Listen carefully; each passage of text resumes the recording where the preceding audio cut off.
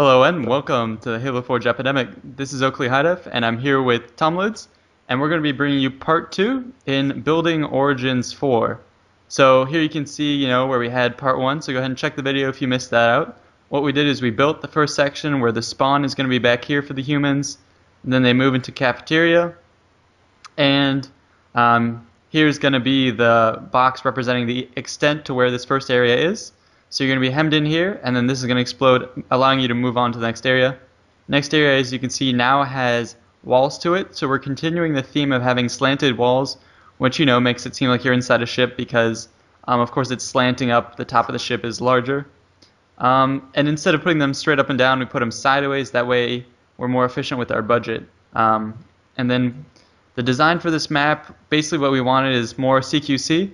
So to have that happen, we built a series of different rooms. So the first one here is kind of small.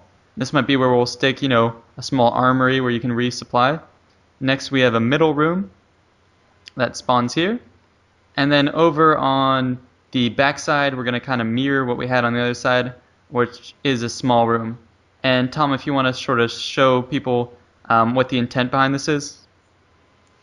Yeah, so what you can see from the first episode is we've blocked off the second door from the first part, and that's to channel people through to the left. Oh, there's a crate in the way. 1 second.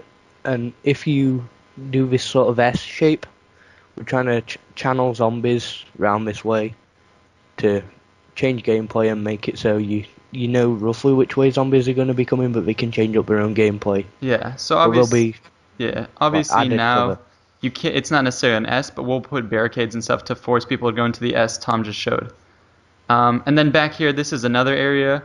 So right where you see this opening here, we're gonna have crates blocking it. This is gonna be the next area. So there's gonna be stairs back here. These are just placeholders. And then we're gonna have a different setting, which is pipes.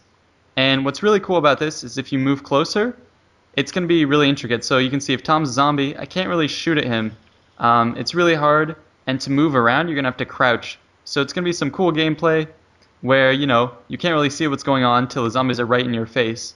So we're hoping that's going to be a new dynamic that hasn't really been done before. And we figure it'll be a cool, different setting. Also, this is continuing on with our balancing turrets. Even if the humans have turrets, they can only really use them to the limited effect. And parts where you have to crouch, you either have to toss your turret, crouch and pick it up, or do something like that. So that'll kind of nerf the turrets, make them even slower. And that's just continuing our theme of trying to balance out the turrets. But the S we were talking about that Tom showed you is basically going to be done by having some areas blocked off. So what I'll do is we'll have a placeholder for now, and then we'll go ahead and work on it. But basically, this would be blocked off, and this would be blocked off. And so if you look again at the top, that makes an S where Tom is, and then you take a right, and then you keep going up, and then you take a left. So that makes it more linear. And what we're thinking of doing as well is where you have these barricades here, we would make it a little more detailed, a little more believable, but essentially the mechanic we want to have is where it's impassable, but once the humans get over, they can sit here and shoot the zombies as they do their S. So that's the general idea behind this, where humans, yeah, you can see the zombies, but you can only get preliminary shots on them as they continue their S. So you're going to have like guards posted here, posted on the hallway, and then some guards, maybe defending this other passageway here where they can put shots off at the zombies. So it's going to be a cool dynamic, we think. Yeah, so I guess Tom will start decorating the different areas. I'll work on this Yeah, okay. one. And what Tom had suggested, which I thought was a good idea, is to keep the S going, instead of allowing people to cross this room, we'll put another one of those barricades that you can shoot through. So if Tom, you want to go ahead and build that, and I'll start Yeah, working okay. on the barricade ideas. So obviously with barricades, you want to make it as believable as possible. So what I'm going to do is put, some small barricade pieces, just to make it look like, it's actually defensible with stuff put in place. But that's not, I don't want that to be the whole thing. So what I'm going to be doing is maybe, put crates and other pieces to block it off. So let's see. Yeah, what I would recommend if you're going to pull this off is put a combination of actual crates, sandbags, cover pieces are good, the ones we had initially, and then a little bit of debris that I'll show you guys in a bit, and then put everything off, by a little bit on a tilt, just so it looks like it's a little more put together real quick. And I'm going to tweak this around so you have little gaps in it, not big enough to fit through, but places where the humans can shoot through. And yeah, I'll let this bleed through a little bit like that so you get some texture as viewed from the back. And then to make it impassable, what I'm going to do is put some antenna pieces sticking out probably here, and then another one coming off at an angle just like this. And I think that looks slightly ugly, so the way I'm going to link them is by putting a small column piece here to make it seem like they're offshoots of a larger piece. Put another column, on the ground here to make it look like this has collapsed. Actually, I'll probably put this here, over on the side. Yeah, there we go. Make it look like it's collapsed. And then we're going to want to make sure that more humans can't fit through. So what I'm thinking is putting maybe some railings, horizontal pieces. Yeah, perfect. So Tom is working on his line of sight dividers here, and what I'll do is I'll keep consistent with the heights we have there, and just have these pop across, in my section here. So that way it keeps players from getting through. And it looks like, kind of a believable caved in section.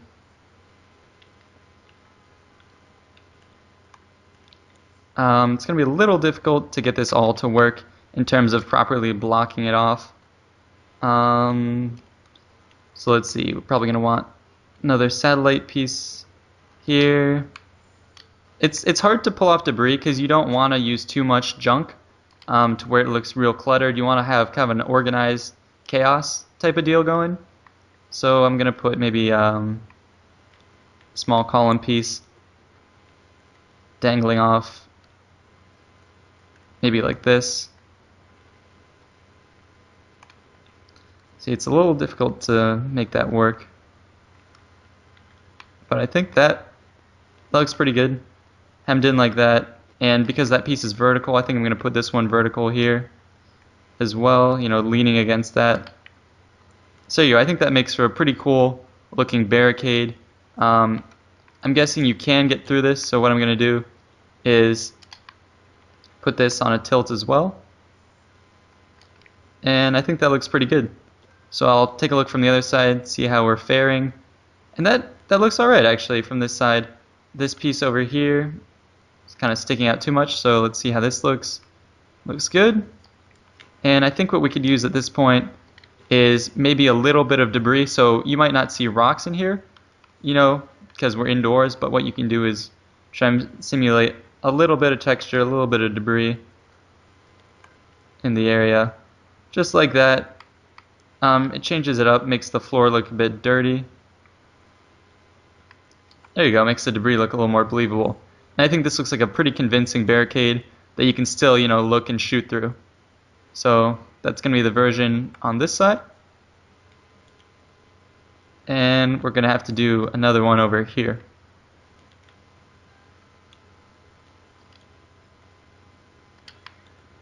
And let's see what Tom's working on. Okay, so you want to tell us a bit about the room? Yeah, say, like we were saying earlier about dividing the middle up to stop the zombies. If you say we're a zombie and I was human defending, again, you just get the short burst of fire before it's passed, and you've got to cover your back again.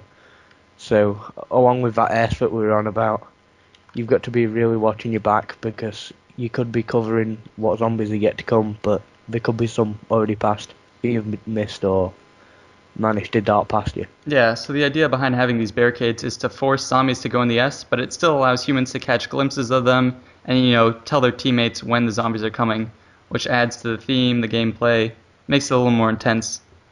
And then something you might want to be aware of is long open hallways like you see here. You want to make sure that it's not overpowered. So I'm going to go ahead and put a line of sight blocker right through here, just so the zombies can dart behind that real quick. as they move up and try and take cover, moving on that area there. So maybe another barricade large over here.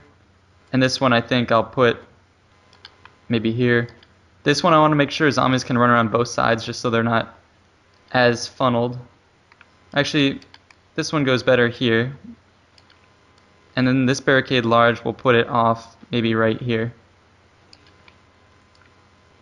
So that zombies can push out here and then sort of avoid fire from the humans who might be behind that cover, and dart around this corner, and at this point they can take out humans in here and then the humans holding out here.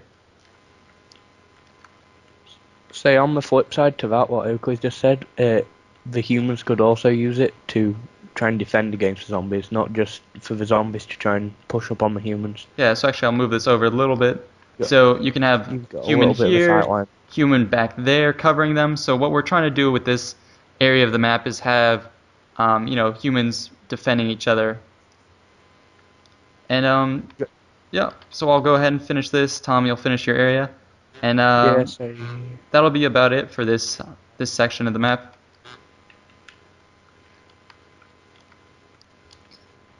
So what I'm thinking for this one is the other one was pretty expensive, so I'm going to try and use less decorative pieces. I think the way I'm going to do that is probably use a small crate in the design.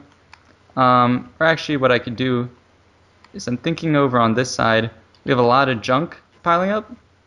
So what I'm thinking of doing is putting a crate maybe in here, because otherwise it was looking pretty cluttered. So if I go put this crate on phase, let's see how we want this.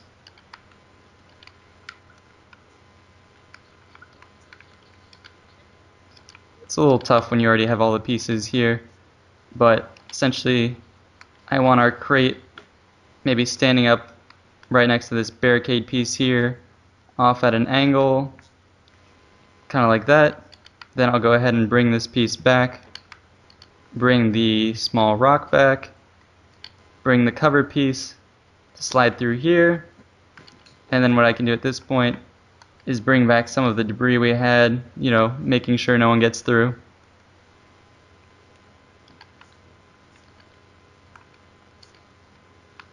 And then there we go, I'll have this basically propped up on top of the crate, so it looks like it's a little more believable that it's held up. And I think that looks nice. Gonna slide it over a little bit. Yeah, there you go, and Tom can still peek out there. And can you try peeking out through the barricade as well? Can you look through that? We probably need to add a little bit of a ramp up because you can, but it's not brilliant. Okay. So what I'll do in that case is move these objects out of the way. And if you could just lower the floor a little bit. Oh, yeah, no props. There we go. So there we go. Let's see how far. Okay, that's probably good.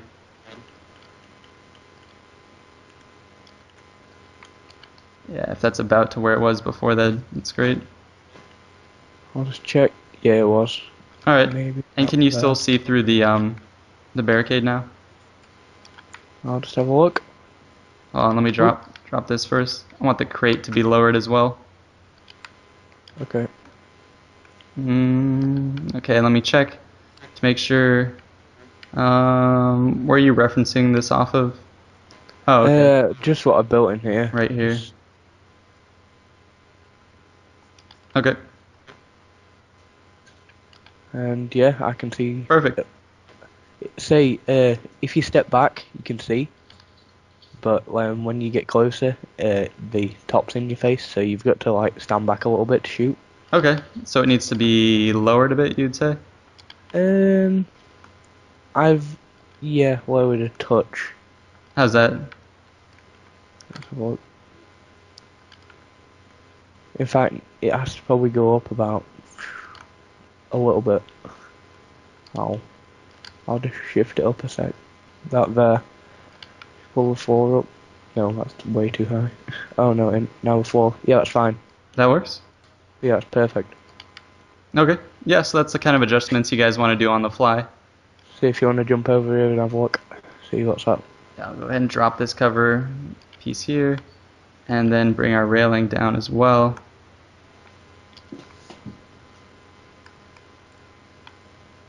Oh, that's perfect, dude. Yeah, see. Anyway, I think that's everything we've got done Yeah. for today, so Yeah. So guys, thanks so much. Well, what we'll do in the next one is maybe wrap this up and talk about, the next area. So thanks, guys. This has been Oakley HiDef with the Halo 4 Epidemic and TOMLIDS. Make sure to like the video, subscribe, and post comments on the map. So thanks. Signing out. see ya.